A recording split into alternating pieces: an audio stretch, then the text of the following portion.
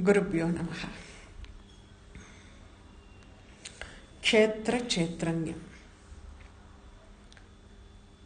We had an introduction last week. Kshetramna enna, Kshetranyam. What Bhagavad Gita is telling.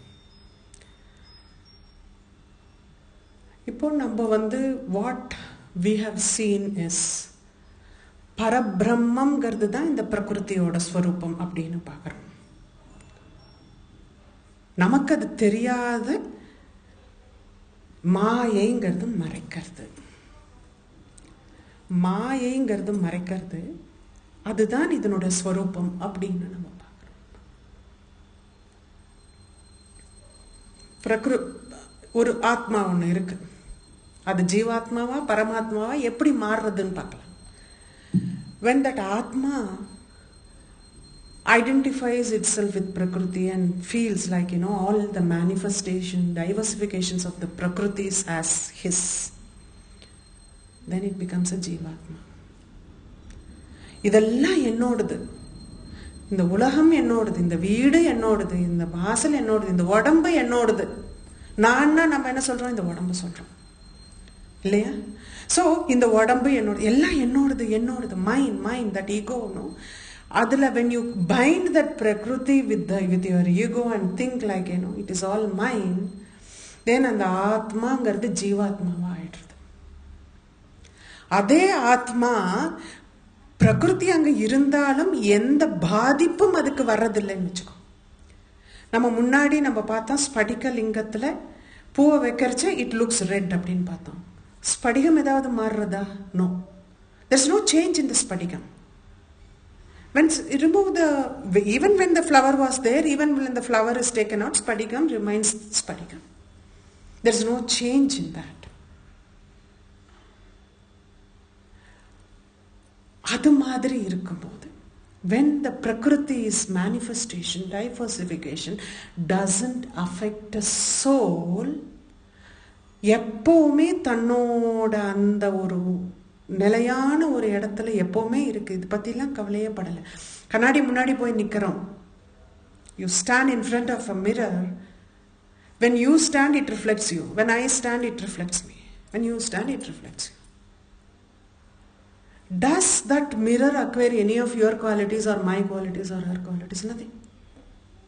Mirror remains the same. And the detachment. Even when you are in the midst of Prakriti, in the midst of the worldly life, when you have that kind of a detachment, then that Atma is Paramatma. இதுதான் பரமாத்மா. இந்த பிரகிருதிக்குள்ள கட்டுப்பட்டு இதெல்லாம் எந்துன்னு நினைக்கிறச்சே அது ஜீவாத்மா ஆயிடுறது. அந்த பிரகிருதிக்கு கட்டுப்படாம தன்னோட நிலைமையிலேயே அது என்னைக்கும் இருக்கும். அதனோட பாதிப்பு வர்றது அதுக்குள்ளேயே தான் இருக்கு, ஜீவனாவே இருக்கு. இருந்தாலும் அந்த வாழ்க்கை அது பாதிக்கிறது கிடையாது, பிரகிருதி பாதிக்கிறது கிடையாது. ஏன்னா பிரகிருதியோட பாதிப்பு வர்றதுதான் மனசு தள்ளாடுறது, புத்தி இப்படி சொல்றது, அந்த கரணங்கள் ஒன்னொன்னு ஒரு பக்கம் போறது. Whereas when it doesn't affect, it stays in some kind of an equilibrium, in a neutral gear. It doesn't go in the front, it doesn't get hassled by anything, whatever is happening around us. அப்படின்னு இருக்கிறச்சே அந்த ஆத்மா பரமாத்மா ஆயிடுறது. அந்த பரமாத்மா தான் இந்த ஜீவாத்மா. மாயைங்கிறது இந்த ஆத்மாவை இப்படி சுழட்டி வச்சு அது ஜீவாத்மாவா மாத்துறது. மாயைங்கிறது இந்த எல்லாத்தையும், இந்த பிரகிருதி தான் நிஜம்ங்கிற மாதிரி creates scene and makes that Atma believe in this Maya Lokam, makes him commit to that. அதுதான் அந்த பிரகிருதி. இந்த நன்னா தெரிஞ்சுக்கணும். ஏன்னா பிரம்ம ஞானத்தை பத்தி போறோம், அந்த வழியில தெரிஞ்சுக்க போறோம் அப்படின்னு போறச்சே இந்த க்ஷேத்திரம்னா என்ன, க்ஷேத்ரஞன்னா என்ன. இந்த க்ஷேத்திரம்ங்கிறது பிரகிருதியோட ரூபம், க்ஷேத்ரஞன்கிறது புருஷன்கிற ரூபம். அந்தராத்மாவா எப்படி என்ன ஆகுறதுன்னா, இப்போ ஒரு நெஸ்ட் இருக்கு, ஒரு bird is residing in that nest. When somebody goes and destroy the nest, the bird flies off. It doesn't stand there and even cry for that. It just flies off. Right? அதே மாதிரி இந்த மனுஷ ஜென்மத்துல நம்மளுடைய இந்திரியங்களோ நம்மளுடைய இதோ விடும்போது இந்த ஆத்மா மேல பறந்து போயிடுறதான். It just flies off. It gets that freedom to fly off. It doesn't get cling to this. What is lost? அதுதான் இந்த க்ஷேத்திரம் க்ஷேத்திரம். அந்தராத்மாவா இந்த எல்லா க்ஷேத்திரங்கள்லையும். அதுதான் ஒரு க்ஷேத்திரஞனை பத்தி, ஒரு நிர்குண பிரம்மம். க்ஷேத்திரங்கிறது ஒரு நிர்குண பிரம்மம். க்ஷேத்திரம்னு நம்ம பார்க்குற இதெல்லாம் ஒரு என்ன சொல்றதுன்னா, இவ ரெண்டும் ஹவு இன்டர்டிபெண்டன்ட். க்ஷேத்திரத்தின் மூலமா க்ஷேத்திரஞனை யூ ஹவ் டு அண்டர்ஸ்டாண்ட் க்ஷேத்திரஞன் த்ரூ த க்ஷேத்திரம். And in the same way, you have to understand the kshetram through the kshetranya. They are so interdependent. Idhu classify பண்ணிடணும்.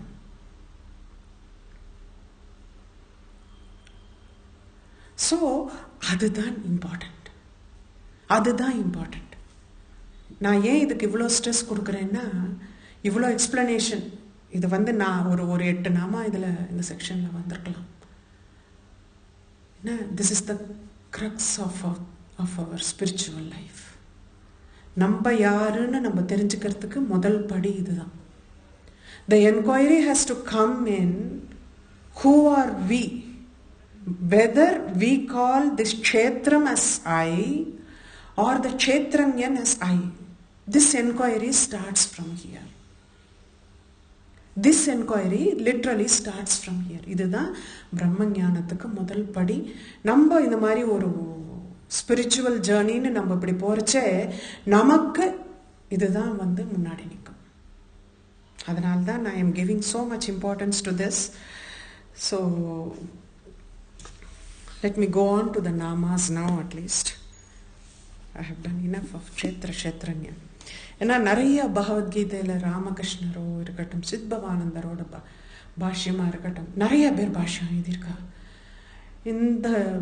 இந்த ஒரு chapter it is like centric of the entire thing. Entire thing moves around this and it makes our understanding much better what is பரமாத்மான்னு நம்ம பார்க்கறது. எது பிரகிருத்திலேருந்து எப்படி அந்த ஜீவன் தன்னை விடுவிச்சுக்கிட்டு போகணும். ரொம்ப அப்படின்னா பிரகிருதிங்கிறது ரொம்ப கீழியான்னு பார்த்தா அதுவும் கிடையாது. How you cannot differentiate between the fire and its heat and sun and this rays and the whiteness of and the milk. அதனுடைய பாகம் அது. அதனால பிரகிருதிங்கிறது மோசம்ங்கிறது கிடையாது. பிரகிருதிங்கிறது ஒரு சகுண பிரம்மஸ்வரூபம். நமக்கு இந்த அகங்காரத்தோட நம்ம பைண்டா இருக்கிறச்ச we can only relate to a சகுண ரூபம். When the ahankaram dies only, we can understand the nirguna brahma. அகங்காரம் ஒரு பொட்டு கூட நம்ம மனசுல இருக்குன்னா கூட still we can do only that upasana of saguna brahma only. அதனால தான் இந்த சகுண பிரம்ம உபாசனை இஸ் வெரி வெரி இம்பார்ட்டன்ட். அதுதான் அந்த ரெண்டு ரிலேஷன்ஷிப். சகுணத்தை நிர்குணம் மூலமா தெரிஞ்சுக்கணும், நிர்குணத்தை சகுணத்தின் மூலமா தெரிஞ்சுக்கணும். சகுண பிரம்மத்தை வர்ஷிப் பண்ணிட்டு இந்த அகங்காரம்ங்கிறது நம்ம கிட்டே இருந்து வடிவிச்சுட்டு போகிறச்சு நிர்குண பிரம்மங்கிறதுனோட பிரம்ம ஞானம் நமக்கு கிடைக்கிறது. தட் இஸ் வாட் இஸ் க்ஷேத்ரங்க. அந்த ஞான மார்க்கத்தில் போறதுனுடைய டேர்னிங் பாயிண்ட் என்னன்னா இதனுடைய ஞானம் தான். த நாலேஜ் அபவுட் க்ஷேத்ரம் அண்ட் க்ஷேத்ரங்க. I think this is enough. Let us move on to the நாமாஸ். க்ஷேத்ரஸ்வரூபா முதல்ல சொல்லிவிட்டா அது பிரகிருதி அப்படிங்கிற மாதிரி. க்ஷேத்ரஸ்வரூபா பிசிக்கல் பாடி தான் க்ஷேத்திரம். கிருஷ்ணரோட வாக்கியமே நம்ம எடுத்துக்கலாம். திஸ் பிசிக்கல் பாடி இஸ் க்ஷேத்திரம். அதில் அந்தர்யாமியா இருக்கிறவன் பரபிரம்ம ஸ்வரூபம் is க்ஷேத்ரஞன். So the physical body is kshetram அப்படின்னா it is perishable, gross and perishable. kshetrangyan பார்க்கறச்ச அந்தர்யாமியா இருக்கிற kshetrangyan imperishable, permanent and subtle. It is not gross, it is subtle. இது வந்து கிராஸ் ஃபார்ம் எடுத்துக்கிறது. அதனால தான் நிறைய சமயத்தில் க்ஷேத்திரம்னு சொல்கிறச்ச அவள் வந்து they say only between 24 and 36 aspects நம்ம பார்த்துட்டு இருந்தோம் இல்லையா. அதில் பார்க்குறச்ச they mention more towards 24 than 36. ஏன்னா 36ங்கிறது வந்து சட்டில் அண்ட் காரண ரூபத்துக்கு காசல் பாடி சட்டில் பாடிக்கு போயிடுறது. வேற ஸ்தூலத்துக்கு இருக்கிறது. ஏன்னா க்ஷேத்திரம்ங்கிறது ஸ்தூலம். அதனால kshetramங்கிறது இதுதான். that is the difference. This is gross and perishable, that is subtle and eternal. kshetrangyanங்கிறது it is eternal. So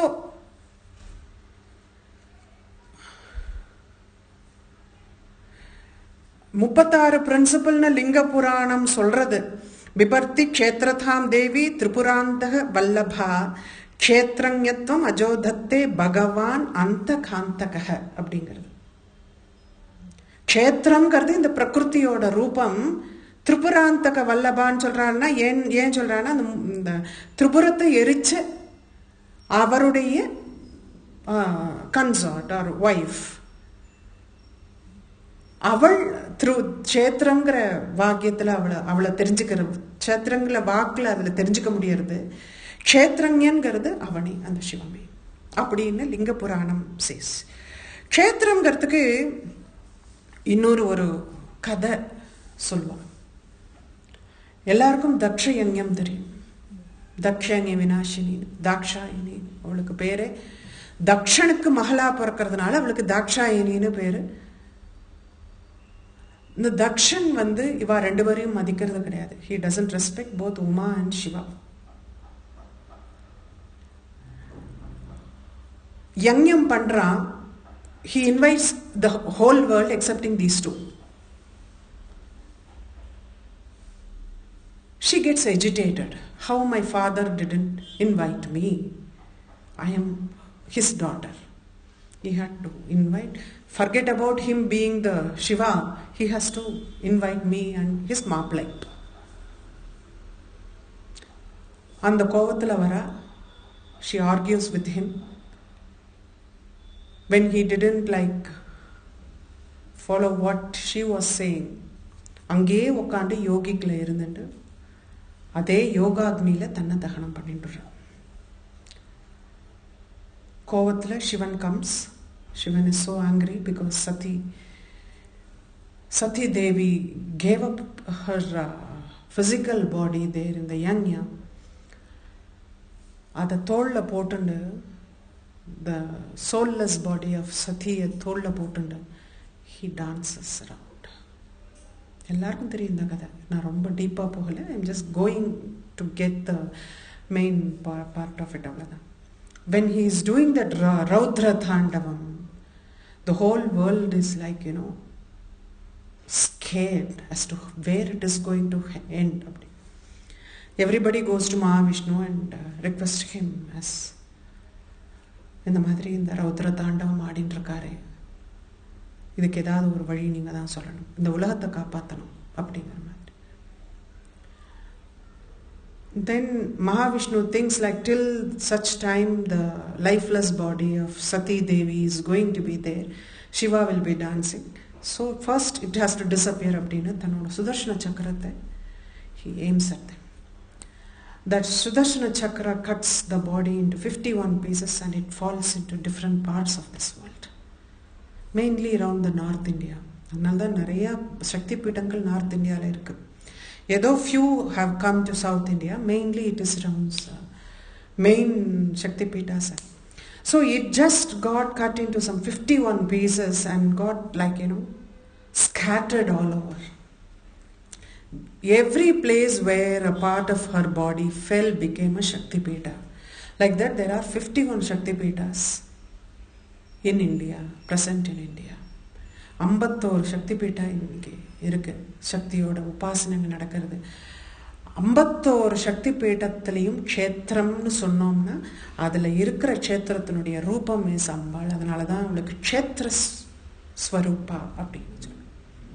அந்த க்ஷேத்திரத்தினுடைய அந்த சக்தி பீடத்தினுடைய ரூபமாகவே அவள் இருக்காள். These 51 places where the different parts of her body fell down, it all become a kshetram. It is all 51 petas are called kshetras, and because it represents her, she is called Kshetra Swarupa. The next nama is the continuation of the previous nama, Kshetreshi. Kshetreshi in சொல்றது வந்து எப்படின்னா க்ஷேத்ரஞனுடைய wife is Kshetreshi.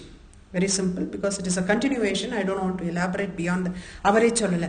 ஈஸ்வரின்னு சொல்றது என்னன்னா எல்லா க்ஷேத்திரத்திலையும் அவளே ஈஸ்வரியா இருக்கிறதுனால க்ஷேத்ரேஷின்னு சொல்றா அப்படின்னு they have told. இப்போ வந்து next nama is very very crucial, because for one thing நம்ம க்ஷேத்திரம் பத்தி பேசுறோம், அதனால அவள் பரபிரம்மமா இல்லையான்னு அந்த சந்தேகம், you should not get the doubt in your heart whether she is the Parabrahma or she is not. அதனால அடுத்த நாம சொல்ல க்ஷேத்ரஞ பாலினி. க்ஷேத்திரமும் அவள்தான், க்ஷேத்ரஞமும் அவள்தான். அதில் she is the one who protects both. It means don't stop with that kshetram that she is prakriti, she is the parabrahmam அப்படிங்கிற மாதிரி. அதனால தான் சொல்றா க்ஷேத்ரஞ பாலினி அப்படின்னா. She is the protector of both kshetra and the kshetranya. அப்படின்னா என்ன? அவள் தான் இந்த பரபிரம்மம்.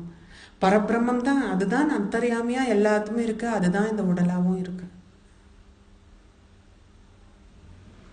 மண்ணுல பண்ணோம்னா உருவம் வேணா வேற மாதிரி இருக்கலாம், மண்ணு தானே. No, you can make different shapes, but mud is the. அது மாதிரி பரபிரம்மங்கிறது natural ingredient of different this பிரகிருதி. Because you don't know that it is Parabrahmam, it doesn't get degraded into something else. அது மாதிரி இந்த நாம இங்க வருது. 24 தத்துவமும் லிங்க புராணத்திலேருந்து தான் கொடுத்துருக்கா. இதுல லிங்க புராணத்துல கரெக்டா சொல்ற சதுர்விம்சதி தத்வானி சேத்த சப்தேன சூரிய. 24 தத்துவங்களோட இருக்கிற அத்தனை சமாச்சாரங்களும் க்ஷேத்திரம், அதாவது ஸ்தூலம், கிராஸ் ரூபம். க்ஷேத்திரம் ஆகு க்ஷேத்ரங்க சப்தேன போக்தாராம் புருஷம் ததா. புருஷங்கிற அந்த ரூபம் தான் க்ஷேத்ரங்கிற ரூபத்துல வருது அப்படிங்கிற. இது பிரகிருதி, அது புருஷன் அப்படிங்கிற மாதிரி அந்த 24. Because it denotes only the gross forms, they say 24 principles are. அதுதான் மெயினா 24 பிரின்சிபல்ஸோட இருக்கிற எல்லாமே க்ஷேத்திரம்னு சொல்றேன். இதை கர்மா இதோட கனெக்ட் பண்ணல, வெறும் அந்த பிசிக்கல் பாடியை மட்டும் கனெக்ட் பண்றா. What is seen outside in the creation. அது ஏன் இப்படி வந்தது அப்படி வந்ததுன்னா அது சூக்ஷ்மம் காரணம் எல்லாம் போயிடும். இது வெறும் ஸ்தூலத்தை மட்டும் தான் பார்க்கறா. இதுல நம்ம ஆக்சுவலா நம்ம போன தடவை நான் சொல்றச்ச சொன்னேன், அவ்யக்தம் க்ஷேத்திர ரூபம். க்ஷேத்திரங்களுடைய ரூபம் என்னன்னா undefined, like you know it is. இதுதான் க்ஷேத்திரம்னு நீ எப்படி சொல்லுவ? மனுஷ ரூபம் மட்டுமா க்ஷேத்திரம்? இல்லையே, மரமும் க்ஷேத்திரமா இருக்கு, கல்லும் க்ஷேத்திரமா இருக்கு, எல்லாமே க்ஷேத்திரம். So you cannot define it to one single ரூபம். It is spread everywhere. It is in different forms. So அவ்யக்தம்ங்கிறது அந்த க்ஷேத்திரத்தினுடைய சுபாவம் இஸ் அவ்யக்தம். வியக்தமும் வருது, சிலதெல்லாம் வந்து இன்னும் கொஞ்சம் டீட்டெயிலா பர்சனலா போய் பார்க்கறச்ச வியக்த ரூபம். இப்போ ட்ரீனா ட்ரீ, ஒரு இண்டிவிஜுவல் ஸ்பீஷிஸ் நம்ம எடுக்கும்போது அந்தந்த ஸ்பீஷிஸ்ல இருக்கிற மாதிரி போறது. வியக்தா வியக்தான்னு பின்னாடி சொல்றோமே, அதெல்லாம் இது how they get it is like this, very very subtle different but very thin line of demarcation. அதுதான் மெயினா, வேற எதுவும் கிடையாது. இப்படி போனா இப்படி வந்துடும், இப்படி வந்தா அப்படி வந்துடும். very very thin line of demarcation. You should tread on it very very carefully. நான் பகவத்கீதையை பத்தி சொல்லிட்டேன், இவர் கடைசியா அதை சொல்றார். பகவத்கீதையில நான் முதல்ல சொன்னதெல்லாம் இந்த க்ஷேத்திரஞத்தை பத்தி. ஏன்னா பகவத்கீதை தான் main this thing to understand this. கிருஷ்ணர் சொன்ன மாதிரி க்ஷேத்திரஞத்தை பற்றி யாரும் விவரமாக வேறு எதுலேயும் அவ்வளோ தெரியாது. மித்த புராணங்கள் சொல்லலாம், எல்லாம் சொல்லலாம். Detailed to the point understand பண்ணிக்கிற மாதிரி சொல்கிறது கிருஷ்ணரோட பகவத்கீதை தான். ஐ டோன்ட் நோ, என்னோட லிமிட்டட் நாலேஜில் இது வேறு ஏதாவது இருந்திருந்தா இருக்கலாம். நான் படித்த வரைக்கும் இதுதான், பகவத்கீதை தான் ஆதாரம். அதனால் பாஸ்கரராயரும் பகவத்கீதையை பேஸ் பண்ணி தான் அவர் சொல்லியிருக்கார். அவரே சொல்லியிருக்கார் அப்படின்னா நம்ம அதை ஜஸ்ட் ஃபாலோ பண்ணிட்டு போய்ட்டு போயிட்டேன். க்ஷய விருத்தி, இதுவும் நம்ம இந்த முதல்ல சொன்ன க்ஷேத்திரஞ பாலினின்னு சொல்றதுக்கு அதனோட கண்டினியூவேஷன் தான். க்ஷய விருத்தி வினிர் முக்தா. க்ஷயமும் விருத்தி. க்ஷயம் மீன்ஸ் டிகே, விருத்தி means growth. Two opposite things. These two are the characteristics of jivans. Perishable ones oda characteristics தான் க்ஷேத்திரங்கிறதுனுடைய கேரக்டரிஸ்டிக்ஸ் தான் க்ஷயம் அண்ட் விருத்தி.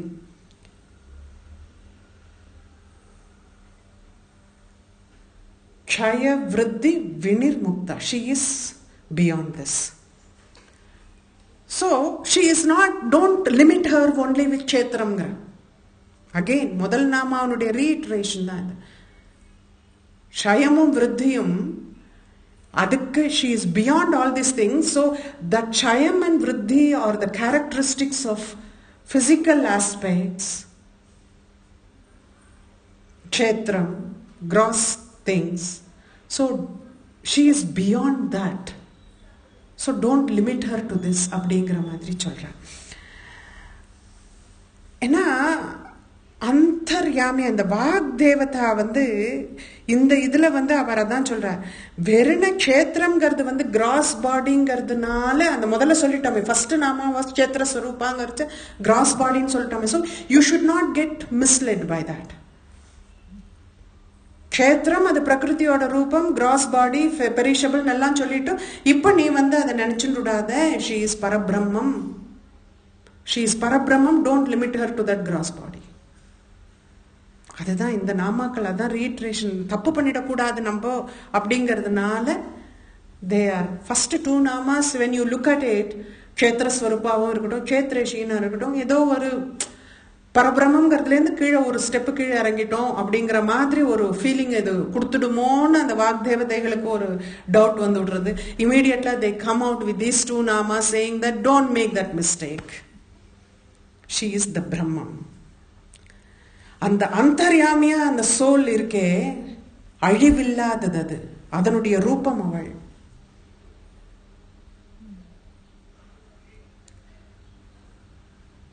ஆத்மா அழியாது. Soul never dies. It takes another gross body. நம்ம முன்னாடி பார்த்துருக்கோம் நிறைய, அதெல்லாம் நிறைய சொல்லியாச்சு கிருஷ்ணர். ஸோ அதனால இவள் அழிவில்லாதவள். சோல் அந்தர்யாமியா உள்ள இருக்கா. She is the one who activates everything. இந்த பிரகிருத்திய ஆட்டி வைக்கிறதோ, விருத்தி பண்றதோ, எவல்யூஷன் வரதோ, everything it is because she is staying inside. அந்த ஆத்மாக்குள்ள அவள் இருக்கா. அவளுக்கு அழிவுங்கிறது கிடையாது. அழிவு இருக்கிற சமாச்சாரத்துக்கு தான் க்ஷயமும் விருத்தியும் இருக்கும் அப்படிங்கிற. க்ஷய விருத்தி வினிர்முக்தா அப்படின்னு பேர் சொல்ற. க்ஷேத்திரபால சமர்ச்சிதா.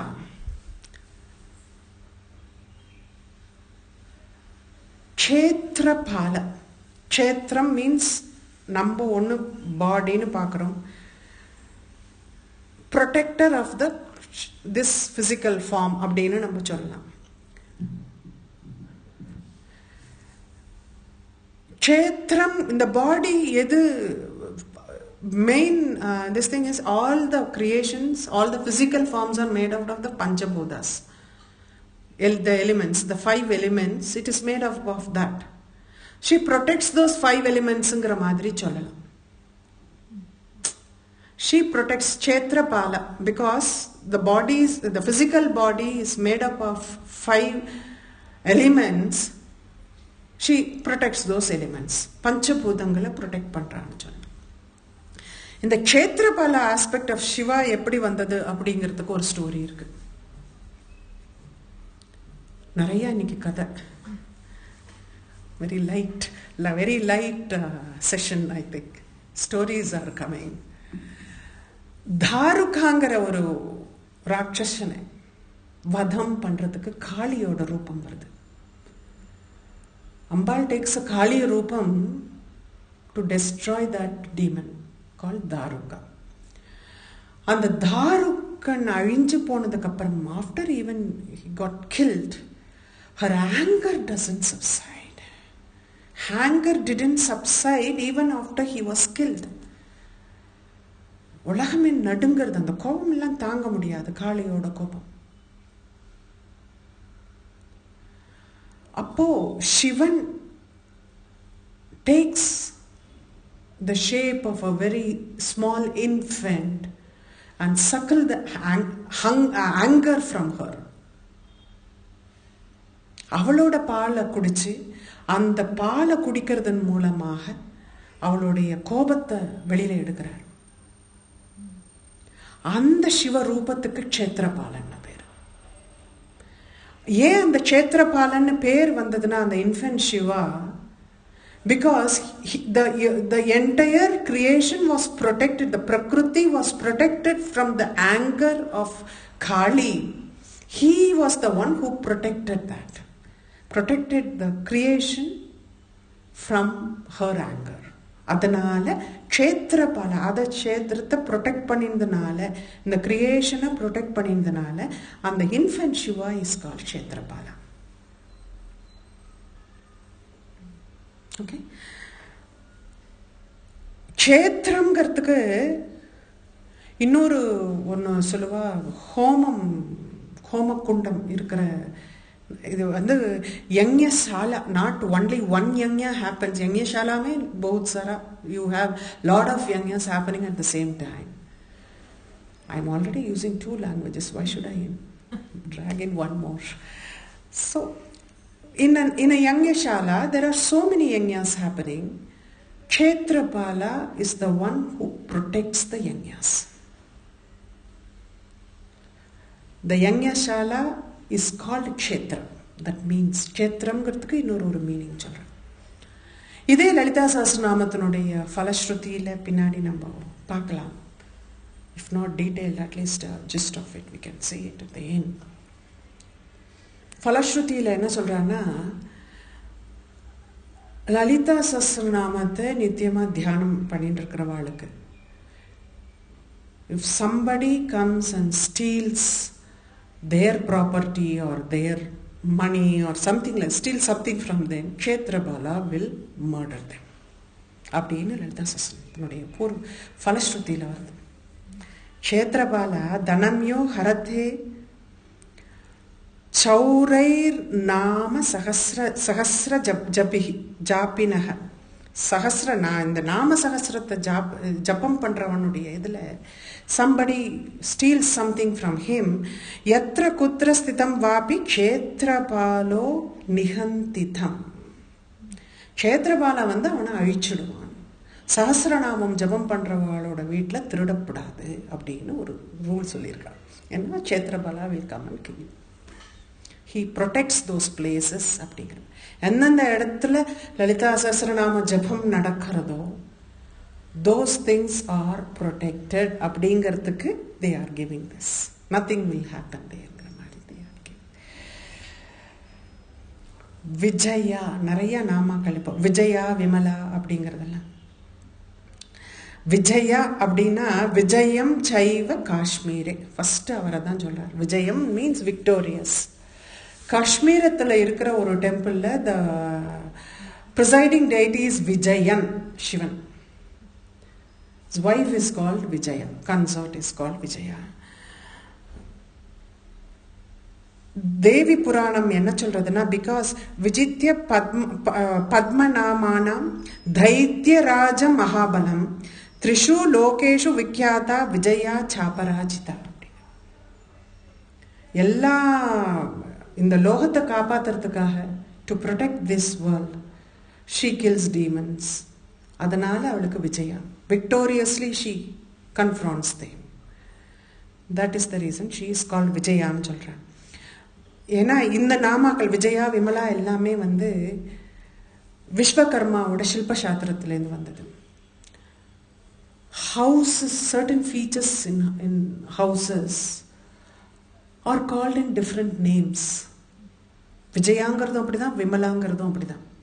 அதனால தான் இந்த ரெண்டு நாமாக்கள் ஏன் இந்த மாதிரி இப்படி உள்ள நுழைக்கிறாங்கிறது தெரியல. விஜயாங்கிறது வந்து one of the special features of a house.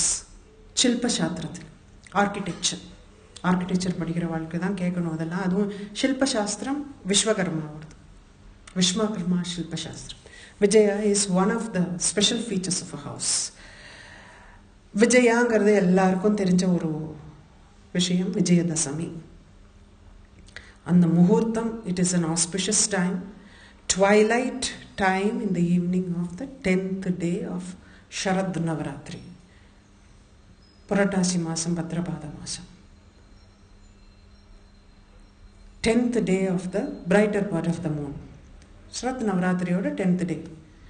Evening is Vijaya. That muhurtam is called. அது என்ன சொல்றான்னா, அஸ்வினஸ்ய சிதே பக்ஷே தசம்யாம் தாரகோதய, அதாவது ஸ்டார்ஸ் வர்ற நேரம், ட்வைலைட், தாரக உதய, அதுதான் தாரகோதயங்கிறார். அஸ்வின மாசம்னா உங்களுக்கு பத்ரபாதம். ஸோ அந்த இதில் தசமி திதியில் தாரகோதய, twilight, the stars are rising. அந்த சமயத்தில் சா காலே விஜயே ஞேய சர்வ காரியார்த்த சித்த. அந்த சமயத்தில் நீ எந்தெந்த காரியத்தை ஆரம்பிக்கிறியோ அதெல்லாம் உனக்கு ஜெயமாகும். அதனால அதுக்கு விஜயான்னு பேர் அந்த முகூர்த்தத்துக்கு. அந்த ஒரு முகூர்த்த காலம் is called Vijaya because what ever you start on that day you will be successful in that. அதனால தான் விஜயதசமிக்கு பாட்டாரம்பம். நிறையா குழந்தைகளுக்கு வந்து அப்போ தான் ஆரம்பிப்பா, வித்யாரம்பம்னுட்டு ஆரம்பிப்பா. சில பேர் புதுசாக கற்றுப்பா, பாட்டு பாடுறதோ டான்ஸ் ஆடுறதோ ஏதோ one kind of an art form. They all start it. Otherwise they start some new venture on that. அது ட்வைலைட், தாரகோதே. அதுதான் அது வந்து காத்தாலேருந்து சில பேரெல்லாம் பண்ணிட்டு இருப்பா. அதெல்லாம் நியாயம் கிடையாது. அந்த சமயத்தில் நடக்கிற அந்த ஒரு முகூர்த்த காலம் தான் வந்து, because time constraint தான். When you have lot of people, you have to accommodate everybody on that same day. Everybody wants to come, no? Then what you will do, you have to give some time. You cannot have everyone the one muhurtam only, na, you will be exhausted. You can't have something like that. One muhurtam ke evla mudiyartho and konjam pera kooptu nam sollu. That is more successful. And the muhurtam is called Vijaya. Nana vechikano Vijayadasami aniki. Tithi Nitya Devi orthiyoda peru Vijayana peru. Vijayangaradu one of the three Tithi Nitya Devis. So அடுத்தது விமலா. நான் சொன்னேன் விமலாங்கிறது it is also one of the names அப்படின்னு சொன்னேன். இதே முன்னாடி ஒரு நாமா வந்திருக்கு, நிர்லேபா நிர்மலான்னெல்லாம் வந்திருக்கு. Meaning is the same. Vimala means pure, Nirmala means without impurities, மலாங்கிறது impurities. So she is devoid of any impurities. That is why she is called Nirmala there. She is also called Vimala because of the same reason. Vimalangra namam, malangarde ignorance. She is the personification of knowledge. So she has to be Vimala. Adan nirlepa, because endha malangalam avula poi seradu. Nirlepa nirmala nu solrom appala. அந்த மாதிரி அது ஒன்று சொல்கிறேன். அதுதான் விமலா புருஷோத்தம. இது எது சொல்லும்? பத்ம புராணம் சொல்லும். புருஷோத்தமங்கிற கஷேத்திரத்தில் இருக்கிற அம்பிகைக்கு பேரு விமலான பேரு. நான் சொன்னேன் இந்த விமலாங்கிறது விஸ்வகர்மாவோட சில்ப சாஸ்திரத்தில் ரொம்ப அழகாக கொடுத்துருக்காங்க. துருவம் தானியம் ஜெயம் காந்தம் விபுலம் விஜயம் ததா சுமுகம் விமலம் நந்தம் நிதனம் ச மனோரமம். இதெல்லாம் வந்து வீட்டோட பேரு. நனவில் வச்சுக்கணும் நம்மளோட வீடு எந்த இதில் வந்திருக்குன்னு. இதெல்லாம் ஆனால் இந்த மாதிரி ஃப்ளாட்ஸோட கான்செப்ட் கிடையாது. இதெல்லாம் வந்து இண்டிவிஜுவல் ஹவுசஸ், பூமியில் இருக்கணும், அதனோட தத்துவங்கள் இதெல்லாம். ஸோ அதை இதோட நம்மளோட கம்பேர் பண்ணிக்க முடியாது, விஸ்வகர்மாவோட இதுவும் சேர்த்து கம்பேர் பண்ணிக்க முடியாது. But this is the one they have. So வந்தியா அடுத்த நாமா. வந்தித்தும் யோக்யா வந்தியா. The one who is worthy to be worshipped by all. வந்தித்தம், எல்லாராலையும் worship பண்ணக்கூடியவள். She has got யோக்கியதை, அந்த யோக்கியதை இருக்கணும், worthiness இருக்கணும். One who is to be worshipped by all. She is only can be called Vandya. She is worshipped by all, one and all. ஏன்னா இது இவ என்ன சொல்றான்னா, இந்த ஒரு நாமா, this is actually the connection between Kshetra and Kshetra. இதுதான் வருது கடைசியா, இந்த இதுவும் அந்த நாமா வந்தாரு ஜனவத்சலாவோட இந்த செக்ஷன் gets over. So இந்த நாமா is the connection between Kshetra and Kshetranya. க்ஷேத்திரங்கிறத நீ எப்படி நீ பிரகிருத்தியோட ரூபமா இருந்தாலும் she is beyond thatங்கிற மாதிரி, she is the one who is worshipped by all னு சொல்றா. She is beyond that. She is not part of it, though everything is hers. அப்படின்னா கூட it doesn't affect her. She is beyond thatங்கிற மாதிரி, because she is being worshipped by all. சாதாரணமா இருக்கிறச்ச சில பேருக்கு பிடிக்கும், சில பேருக்கு பிடிக்காம போகும். It is natural. But if everyone is going to worship her, then that she is not like us, she is beyond us. So this nama is always considered as like, it is a connection between Kshetra and Kshetranya. That is her definition of Kshetra as well as Kshetranya. How she is the connection. அப்படிங்கிற மாதிரி. ஏன்னா வந்தியம் எப்ப பண்ணுவோம்னா சகுண ரூபத்துக்கு பண்ணுவோம், நிர்குணத்துக்கு ஒன்றும் கிடையாது. புரிஞ்சுக்கணும். சகுண ரூபத்துக்கு தான் வர்ஷிப் நடக்கும்,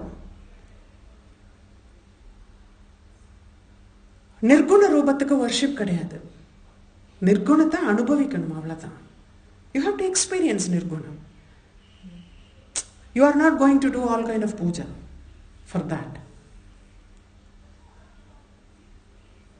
So adanaladha inda nama they consider it as a connection between Kshetra and Kshetranga. That is, she is the saguna form of the Parabrahmam garada kaamikira madri inda oru nama vandirukku ava solra. Time is there. வந்தாரு ஜனவத்சலா. வாத்சல்யம்ங்கிறது என்ன வரும்னா, சின்ன குழந்தை பேர்ல தான் வாத்சல்யம். நம்ம குழந்தைகள் பேர்ல நமக்கு வாத்சல்யம் வரும். வாத்சல்யங்கிற அந்த வார்த்தை நம்மெல்லாம் அவளோட குழந்தைகள்ங்கிறதுனால வாத்சல்ய அப்படிங்கறத யூஸ் பண்றோம். வாத்சல்யம்ங்கிறது சின்ன குழந்தைகள் பேர்ல நம்ம காமிக்கிற அன்புக்கு வாத்சல்யம்னு பேர். அப்ப நம்மெல்லாம் அவளோட சின்ன குழந்தைகள்னு நம்ம நினைச்சுக்கணும், இல்லையா? வந்தாரு ஜன வத்சலா. வத்சலா நம்ம பேர்ல எல்லாம் நம்மலாம் ரொம்ப ரொம்ப சின்ன குழந்தைகள் நம்ம பேர்ல. அதனால she is the mother of everyone, and she has to be like, really show that affection that she shows to a smaller kid. ரொம்ப சின்ன குழந்தைகள் நம்மலாம் கையை காலப்போ தான் வச்சுட்டு இருக்கோம், பிறந்திருக்கோம் அப்படின்னு நம்ம சொல்லணும் அவட்ட. அப்போதான் இன்னும் கொஞ்சம் நன்னா கவனிச்சுப்பா. அழறப்புள்ள பால் குடிக்கும், அந்த மாதிரி கொஞ்சம் அழுது காமிக்கணும். வாக்வாதினி.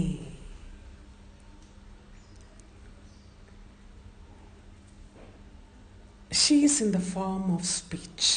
ஏன்னா origin of shabdam is from her. சப்த பிரம்மம்ங்கிறது அவள் தான், அவளோட ரூபம். So she has to be the mother of speech. வாக்வாதினி அப்படிங்கிறது அப்போ சரஸ்வதிங்கிறவ இந்த ஆஸ்பெக்ட் தான் சரஸ்வதிங்கிறோம். The aspect of her which is associated with speech is called Saraswati. சரஸ்வதிங்கிறது ஒரு நம்ம என்ன சொல்றது, நம்மலாம் நினைக்கிற மாதிரி தனியா ஒரு ஃபார்ம்ங்கிறது கிடையாது. Aspect of her, because she is the root cause of the சப்தம். சப்த பிரம்மம் அவள். ஸோ ஆஸ்பெக்ட் ஆஃப் ஹர், அந்த ஆஸ்பெக்ட் இஸ் கால்டு சரஸ்வதி அப்படிங்கிற மாதிரி சொல்றோம். வாக்வாதினிங்கிற நேம். சப்தானாம் ஜனனி த்வமேவ புவனே வாக்வாதினி த்யுச்சசே. லகுஸ்துதி. சப்தங்கிறதுனுடைய mother, she is the mother of all சப்தம். அதனால தான் அவளுக்கு வாக்வாதினிங்கிற பேர் வருது அப்படிங்கிற. வாக்வாதினின்னு ஏன் நம்ம அவளை தெரிஞ்சுக்கிறோம்னா, அந்த அது சப்தத்தினுடைய mother. She is the mother of that சப்தம், சப்த பிரம்மம். Everything that form comes out from her. Kundalini நம்ம பார்த்தோம் லாஸ்ட் டைமும், நம்ம பார்த்தோம். அது குண்டலினிங்கிற இடத்துல தான் அந்த பராங்கிற அந்த சப்தம் வருது. அதனுடைய ரூபமாவே அவள் இருக்கிறதுனால it is she is the mother of the she is the சப்த பிரம்மம்.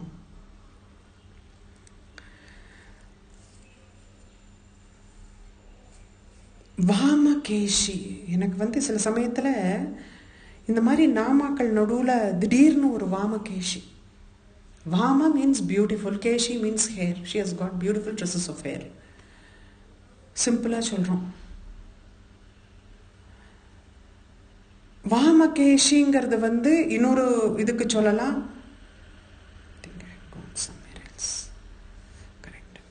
வாமகேஷிங்கிறதுக்கு வாமகேஸ்வர தந்திரத்தினுடைய அதிகாரியா இருக்கிறதுனால. ஆனா இஃப் யூ சீ சோ பின்னாடி ஒன்று வருது, வாமகேஸ்வர் 945 வாமகேஷியோட வாமகேஸ்வர ரூபினி சம்திங் லைக் தட். பின்னாடி 945 ஏதோ வருது அந்த நாமம் வாமகேஸ்வரம். அதுல அதனோட ரூபமா அவள் இருக்காங்க. அப்படின்னா இந்த நாமா ஏன் இங்க வருது? இந்த நாமாவை வாமகேஷிங்கிற நாமாவை ஏன் இந்த மாதிரி வாமகேஸ்வரி பின்னாடி வர நாமா வாமகேஸ்வரி 945 வாமகேஸ்வரின்னு பின்னாடி வர்றதுனால இந்த வாமகேஷிங்கிறது ஹவு இட் இஸ் கனெக்டட். வாம அப்படின்னு பார்க்கறச்சே வாமங்கிறதுக்கு பியூட்டிஃபுல்னு இருக்குது. நம்ம சொன்னோம் ஸ்ப்ளெண்டிட், பியூட்டிஃபுல். லக்ஷ்மி, சரஸ்வதி, துர்கா எல்லாத்துக்குமே வாமன் தான் பேர். Because they occupy the left hand side of the புருஷன். யாரை வேணாலும் இதில் இண்டிகேட் பண்ணலாம். ஓகே, இப்போ இவா என்ன சொல்றான்னா 3350 நம்ம ப்ரீவியஸ் நம்ம பார்த்தல வாக்வாதினின்னு சொல்றதுல சரஸ்வதியை சொல்லிட்டா. பின்னாடி வரப்போற நாம வஹ்னி மண்டல வாசினின்னு இருக்கு. அப்போ அதை துர்கையை பற்றி சொல்றாரு. அப்படின்னா இது லக்ஷ்மியோட ரூபமாக இருக்கணும். இந்த நாம துர்கா லக்ஷ்மி சரஸ்வதியை சொல்ற மாதிரி இந்த reverse order Saraswati, Lakshmi and Durga அந்த மூணுத்தையும் சொல்ற மாதிரி இந்த வாமகேஷிங்கிற நாமாவை இங்கே அவ இன்ட்ரடியூஸ் பண்ணியிருக்கணும் அப்படின்னு ஒரு interpretation. I should call it only that way because we cannot concretely say that அவர் சொல்லியிருக்கார், அவரும் அதை சொல்லியிருக்கார். அவர் சொல்லாமல் நான் இதை எழுதலைங்க, அவரும் சொல்லியிருக்கார். முதல் நாமா எல்லாருமே இது ஒரு இன்டர்பிரிட்டேஷன் தான். இப்போ இந்த வாமகேஷிங்கிற நாமா யாருக்கு வேணாலும் சூட் ஆகும். முதல்ல சரஸ்வதி பின்னாடி வர்ற வஹ்னி மண்டல வாசினின்னு வர்றச்சா அதில் மகாலட்சுமி சொல்ல முடியாது. ஏன்னா அது ரௌத்ர துர்க்க ரூபம், அந்த மாதிரி ரூபம் வஹ்னி மண்டல வாசினின்னு வர்றச்சு. அதனால இது மகாலட்சுமியை டினோட் பண்ணலாம் அப்படிங்கிறது மாதிரி அவர் சப்தம் சொல்லியிருக்கார். ஏன்னா வாமகேஸ்வரின்னு பின்னாடி ஒரு நாமா வர்றதுனால வாமகேஸ்வர தந்திரத்தினுடைய இதுன்னு சொல்ல முடியாது. வாமகேஷிங்கிறது அது ஒரு நாமா இருக்கு, இது ஒரு நாமா இருக்கு அப்படிங்கிற மாதிரி.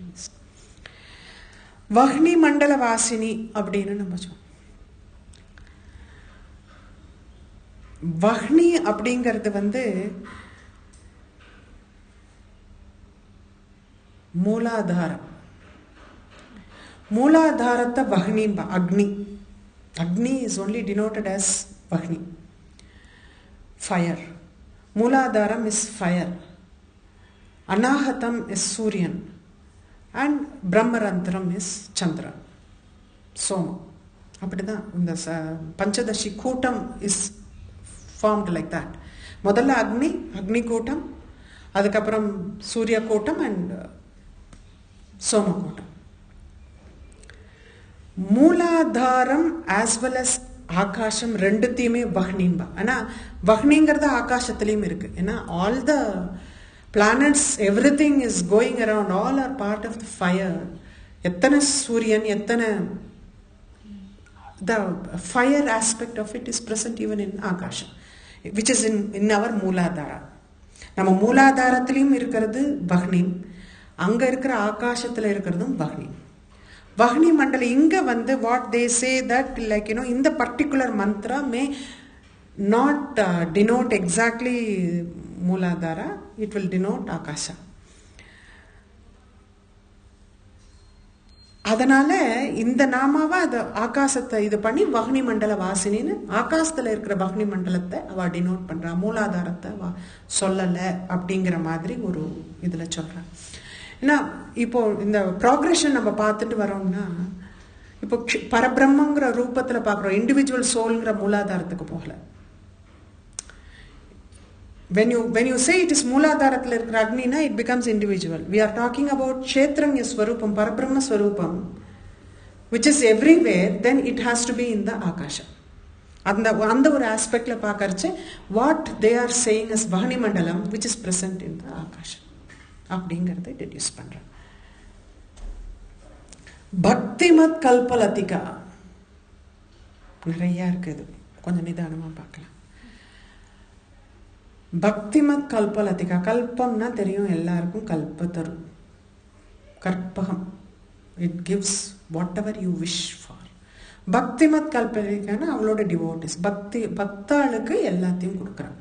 சிம்பிளா ஃபர்ஸ்ட் என்னைக்குமே நம்ம சிம்பிளா பார்த்தோம், அப்பதான் பழசெல்லாம் மற்றதெல்லாம் புரியும். அப்போ she grants everything. கல்பலதிகாங்கிற இட் இஸ் அ creeper. ஏன் இந்த வார்த்தையெல்லாம் எப்படி எதுக்கு யூஸ் பண்றாங்கிறது தெரிஞ்சுக்கணும். கல்ப விருட்சம் சொல்லல, கல்பலதிகா வார்த்தையை யூஸ் பண்றச்சே கல்பலதிகா, கல்ப விருட்சம் மாதிரி எல்லாத்தையும் கொடுக்கறான்னு சொல்ற. சங்கரர் சொல்றார் கல்பக விருட்சம். ஏன் சொல்றான்னா, கல்பக விருட்சம் செலஸ்டியல்ஸுக்கு தான் எல்லாத்தையும் கொடுக்கறது, ஜீவாளுக்கு கொடுக்கறதா, ஜீவாத்மாக்களுக்கு இல்லை.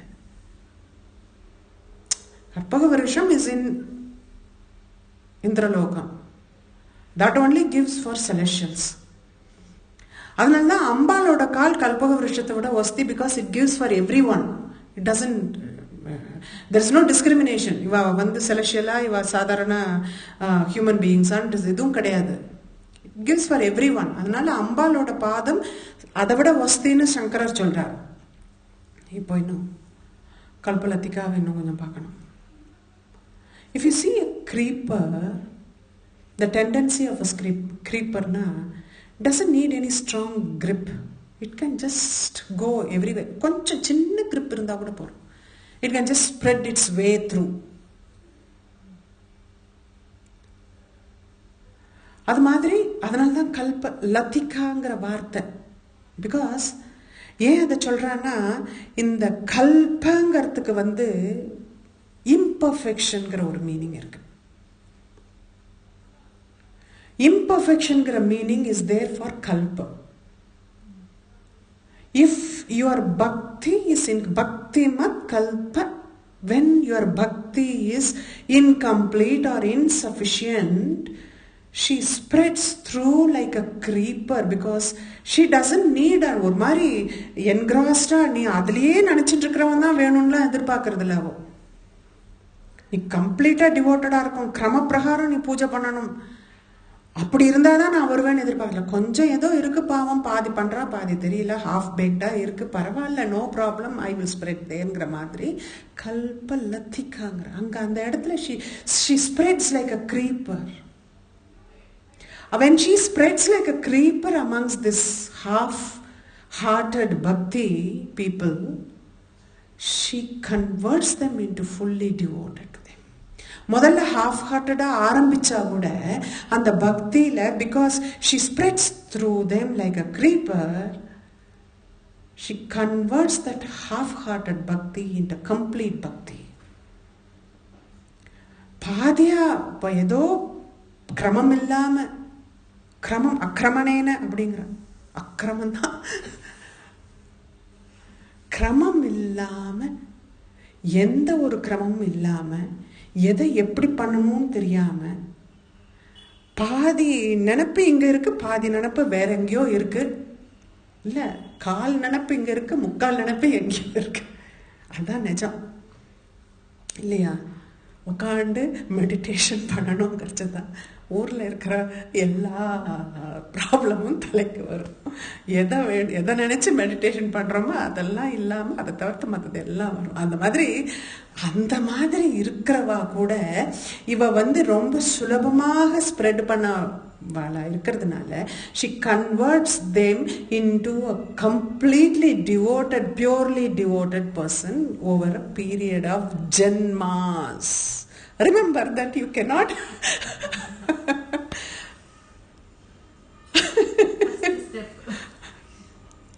so the first step is what? Half-hearted bhakti. No, then she comes. When you have half-hearted bhakti, she comes. For sure she comes. No, bhakti mein kalpal. Also, how many janmas will go? That's a different question. I'm not coming to that. அவளோட நினைவு வர்றதுக்கு எத்தனை ஜென்மா வந்திருக்கு. நான் it is a strange feeling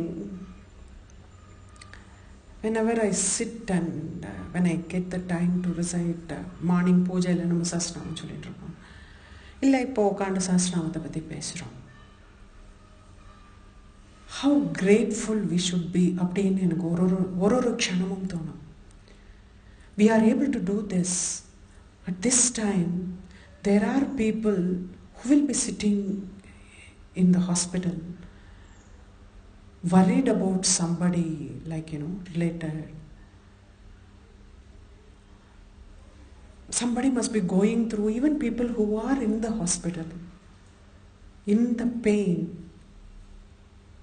They will not have the chance to think about or pray or anything. அப்போ நமக்கு ஒரு டைம் கொடுத்து அந்த டைம்ல அவளை நினைக்கிறதுக்கு நமக்கு கொடுத்துருக்காளே, how grateful we should be, how grateful we should be. Even we are sitting here and talking about the namas. How many people out there are suffering during this time? They don't have the time to think about. And how blessed we are. அப்போ இந்த பக்தி வர்றதுக்கு இந்த ஒரு opportunity அவ கொடுத்துருக்கான்னா, நம்ம கிட்ட கொஞ்சம் பக்தி இருந்தா கூட இதை பத்தி பேசுறதுக்கோ இதை பத்தி கேட்கறதுக்கோ அவ கொடுத்துருக்கான்னா, எவ்வளவு வாத்சல்யம். அதுக்கு தான் முதல்ல சொல்லியிருக்கா இந்த வாத்சல்யம். பந்தாரு ஜன வத்சலாங்கிறாலே, அந்த வாத்சல்யம் அவகிட்ட இருக்கிறதுனால தான் நமக்கு இன்னைக்கு இந்த கிருபை கிடைக்கிறது.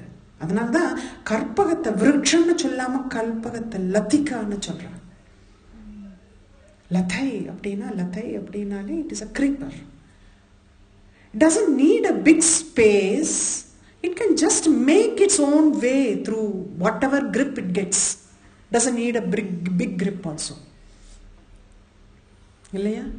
அது மாதிரி அவ நம்ம கிட்ட வரலாம். அப்படின்னா அவளோட வாத்சல்யம்ங்கிறதுனுடைய டெப்த் என்னன்னா இதுதான் depth. Even if you are half fact, அதுதான் சஹஸ்ரநாமத்தினோட ஃபலஸ்ருதியில பின்னாடி உன்னோட அந்த நாமாவை உளறினா கூட பரவாயில்ல நான் ஏத்துக்கிறேங்கிறாவோ. நிறைய பேர் கேட்பா என்கிட்ட ஐயோ நம்ம ப்ரொனவுன்சியேஷன் நம்ம சரியா சொல்றோமா இல்லையா. இப்போ தெரிஞ்சவா தப்பு பண்ணப்படாது. தெரிஞ்சவா இந்த நாமாவனுடைய அர்த்தம் நம்ம இப்ப பிரிச்சு நம்ம படிக்கிறோம். அப்போ இந்த நாமாவனுடைய அர்த்தத்தினுடைய பாவத்தை நம்ம ஏத்துக்கும் போது மனசுக்குள்ள, அப்ப நம்ம தப்பு பண்ணோம்னா அது தப்பாயிடும். தெரியாது, ஒரு பொண்ணுமே தெரியாது, ஆனா சஹஸ்ரநாமம் சொல்லணுங்கிற அந்த நாமாக்களை சொல்ற ஆசை இருக்கிறச்சே, அவன் அதை வளரினா கூட அது எனக்கு நான் நாமாவா ஏத்துப்பேங்கிறான். ஃபலஸ்ருதியில பின்னாடி அடிச்சு சொல்றான், வளரினா கூட நான் ஏத்துப்பேன். It is not half-baked, it is nothing. The thought that I want to say ங்கிறது மட்டும்தான் it is important. What you are saying, it is not. That is what it is. அதுதான் வாத்சல்யம். வத்சலா வந்தாரோ ஜன வத்சலாங்கிற. How she holds us in a grip. And how fortunate we are all. We have to be ever grateful. There is nothing but the feeling of being grateful all the time. It should be there in us, in our heart. நம்ம எதை பத்தியும் complaint பண்றதுக்கு யோக்கியத்தையே கிடையாது நமக்கு. We are all fortunate people. We are all fortunate, very very fortunate. I know I shouldn't get more emotional on this. அதனால்தான் இந்த ஒரு over so many births, she converts them into complete bhaktiman, completely devoted, and she gives them finally that liberation. Because the temperament and your karmas don't allow you to even become a complete devotee. கொஞ்சம் கொஞ்சம் அந்த கொஞ்சம் கொஞ்சமாக அதில் சேர்த்து கர்மா நமக்கு கழிஞ்சிட்டு போக போக பக்திங்கிறது பூரணமாகுது. அந்த பக்திங்கிறது பூரணமாகும்போது லிபரேஷன்ங்கிறது you get the realization and you get liberated from the cycle of birth. It doesn't happen because of your own karmas, because of what you bring as your prarabdha karmas. It doesn't allow you to happen. It reduces over a period of time. She gives the time, she gives the so many births for us to get rid of our own karmas and realize her completely. So that is why Bhakti mat kalpa latika. So you should sow the seed now. Don't delay it. அந்த பக்திங்கிற அந்த விதை இப்ப நம்மளோட மனசுல நட்டுடணும். குறைவா இருக்கே, நிறைய பேர் இப்படிலாம் பூஜை பண்றாளே, அவளை மாதிரி நம்மளால பண்ண முடியலையே, டைம் இல்லையே, நம்ம இப்படி ஓடிட்டு இருக்கோமே எல்லாம் தோணலாம். பரவாயில்ல, நினப்பு இருக்கு இல்லையா, பண்ணணுங்கிற அந்த ஒரு நினப்பு வருது இல்லையா, that's more important than anything else. You have come in a line and you have started your journey towards this. You have to think only like that. Journey might take few janmas, but destination is sure. You are sure of the destination, though journey might take few janmas. She is there to guide you. Har ek janma mein, every janma she will be there with you. Protect you, guide you to the right place, right people. So you refine yourself, keep refining yourself over a period of time. And reach her at the end, because she is the embodiment of purity. அதான் சொல்றா, இதெல்லாம் நாமாக்கள். விமலா, ஏன் அப்படி விமலா வந்தாரு ஜனவத்சலா. So we are purifying ourselves of our karmas. When you get rid of your karma, யாராவது நம்மளை கோச்சுட்டா கூட அந்த கோபத்தினால நம்ம கர்மா அழியறதுன்னு போயிட்டே இருக்கணும். அதுதான் நிஜம். அதுதான் நிஜம்.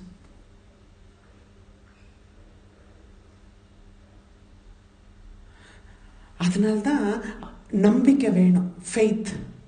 Faith is what is important. Whatever happens, she will protect meங்கிற அந்த faith. அந்த faith ஒன்று மட்டும் இருந்தால் போதும், she will take care of everything else. அதுதான் இந்த நாமம். She will take care of everything else, whether it is half-baked bhakti or pure bhakti or you are fully devoted. கிரமம் கூட தெரியாம கற்பூரம் காமிச்சிட்டு கூட நைவேத்தியம் பண்ணலாம். தெரியல, கிரமம் தெரியல. யாரு நம்ம பார்க்கல,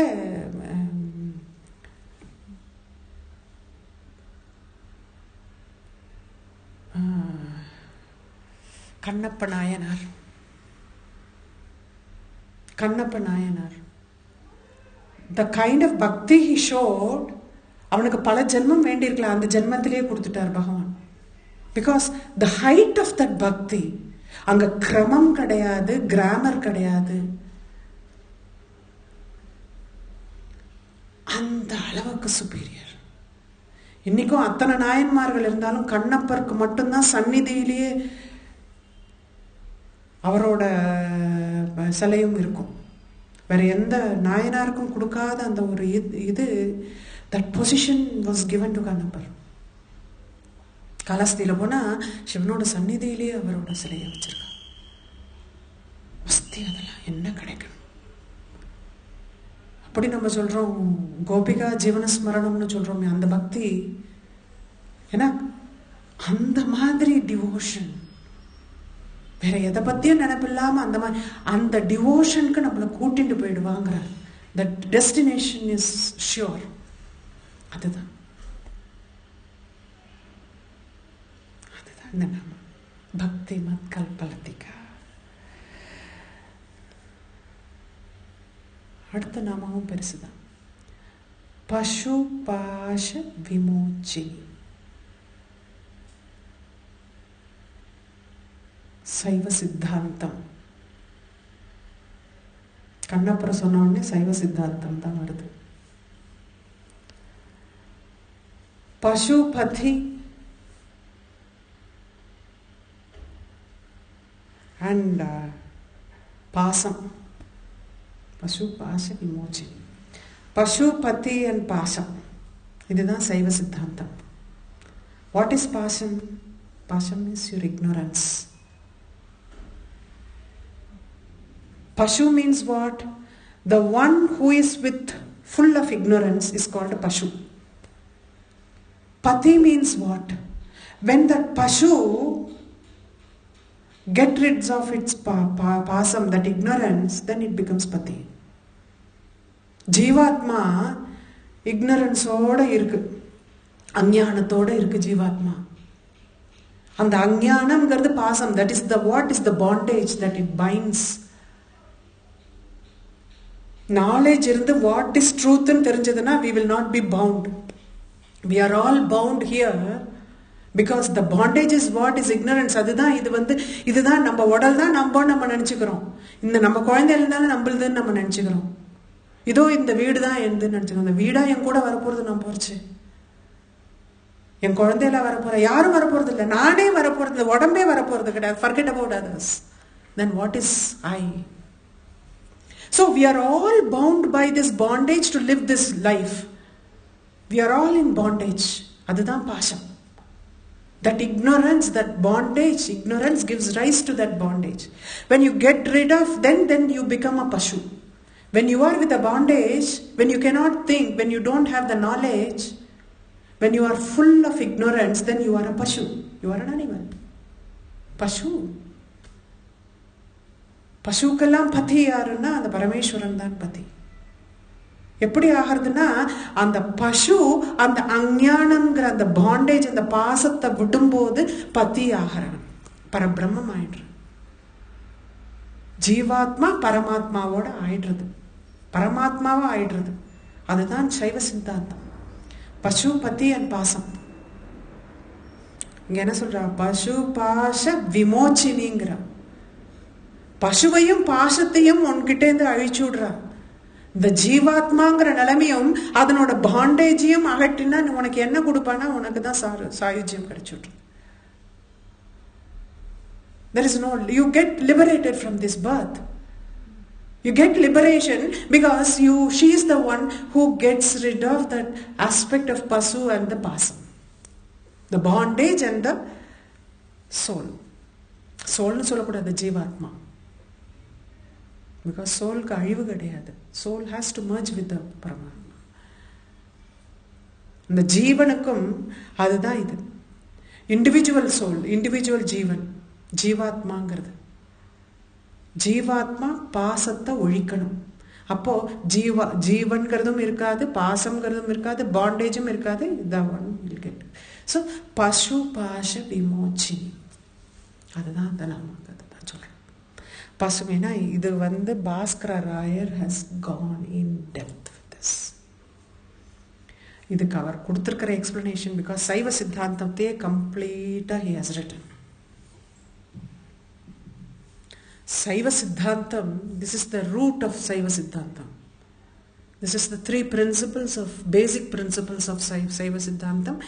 And சைவ சித்தாந்தம் actually is resting on these principles. Pashu Pasha and Pati. Pashu, Pati and Pasam. So, அதை வச்சு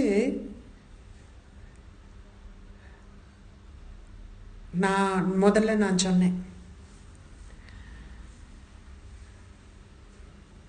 இந்த Brihadaranyaka உபனிஷத்துலேருந்து he has that one quote that I have taken because it's very more appropriate and I have explained it before that.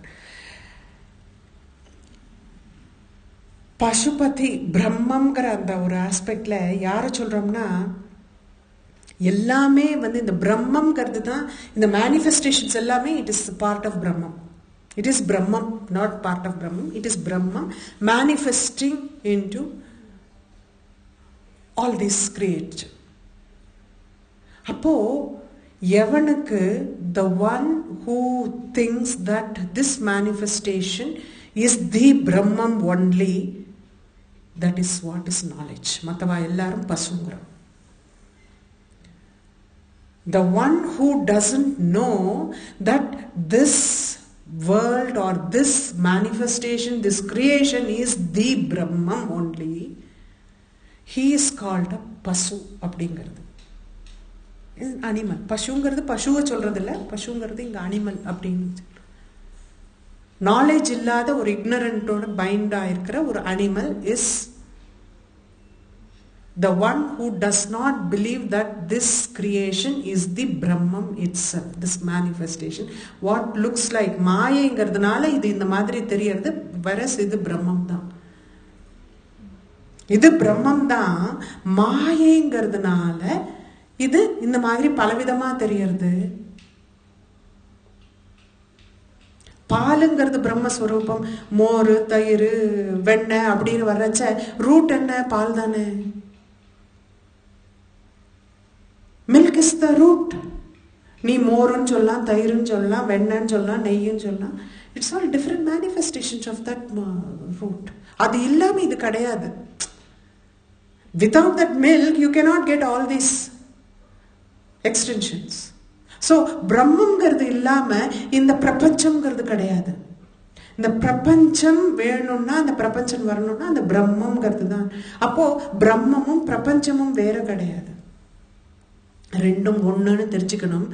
அது ஒண்ணு தெரிஞ்சவான் தான் ஞானின்னு சொல்றோம், அது தெரியாதவாள்லாம் பசுன்னு சொல்லிடுறோம். Because அது தெரியலன்னா தயிர் ஏதோ மேலேருந்து குதிச்ச மாதிரி நம்ம நினைச்சுட்டு இருக்கோம். தயிரா வந்துடுத்தோம் ஆரம்பத்துல இருந்துங்கிற மாதிரி. பால்ல இருந்து தானே தயிர் வருதுங்கிற அந்த ஒரு ஆஸ்பெக்ட் தெரியாது. நம்ம தயிர்னு சொல்றோம், பாலுன்னா சொல்றோம், வெண்ணெய்ன்னு சொல்றோம். We believe in that, we don't believe in that it comes from that. நம்ம பார்க்கறச்சு நமக்கு தெரிய மாட்டேங்குது. அதுதான் நிஜம். அதுதான் பால்ங்கிறது பூர்ணம். ஆனா இந்த பூர்ணத்தை தெரிஞ்சுக்கணும்னா, நீ அந்த ராமகிருஷ்ணர் என்ன சொல்றாருன்னா, அந்த பூர்ணமான அந்த பால் பரபிரம்மத்தை தெரிஞ்சுக்கணும்னா இந்த ஜகத்தை தெரிஞ்சுக்கணும், அதனுடைய விஷயங்களை தெரிஞ்சுக்கணும். அதை தெரிஞ்சுட்டாதான் தயிர், வெண்ணெய் இதெல்லாம் எடுத்தா வருதுங்கிறது நம்ம தெரிஞ்சுட்டாதான் இந்த பாலை பத்தி தெரிய முடியும் உனக்கு அப்படின்னு. அதனால இது முக்கியம். அதனால இதெல்லாம் வேண்டான்னு தள்ளிடாத, இதையும் நீ தெரிஞ்சுக்கணும். அதான் க்ஷேத்திரஞான்கிற. க்ஷேத்திரஞான தெரிஞ்சுக்கணும்னா க்ஷேத்திரங்கள் மூலமா தெரிஞ்சுக்கோ. அந்தர்யாமியா அவன் தான் இருக்காங்கிற அந்த ஃபீலிங் அப்பதான் தெரியும். அதனாலதான் அவ சொல்ற க்ஷேத்திரங்கிறது வந்து பகவத்கீதையிலேருந்து ஆரம்பிச்சுட்டு கடைசியில சைவ சித்தாந்தத்துல வந்து இந்த செக்ஷனை முடிக்கிற பசுபாஷ விமோச்சனி அப்படின்னு. This is what it is. I think we will end because the section gets over that. இதோட இந்த செக்ஷன் க்ஷேத்திரங்கிறது வந்து முடியறது. அதனால we will stop with this and we will start from there. I mean, we have completed 14 namas today. I think that is good enough. Okay. அதனால next session we will start it next week. Okay. Guru Pyo Namaha.